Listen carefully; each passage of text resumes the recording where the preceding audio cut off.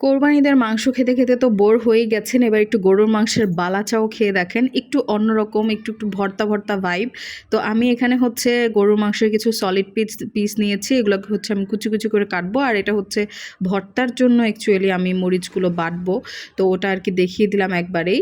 আর এখানে আমি যেই শেপে মাংসগুলোকে ভাজবো সেগুলোকে হচ্ছে আমি কেটে একদম কুটু, কুটু করে কেটেছি আমি।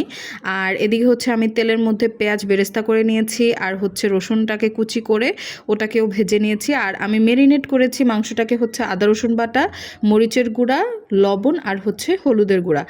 আর আমার হাত এত পরিমাণে জ্বলছিল যার জন্য আমি আর কি অন্যান্য অনেক পদের ভর্তা বানিয়েছিলাম, যে জন্য আপনাদের ভাইকে দিয়েই হচ্ছে আমি এই বালাচাওটা হচ্ছে মাখিয়েছিলাম।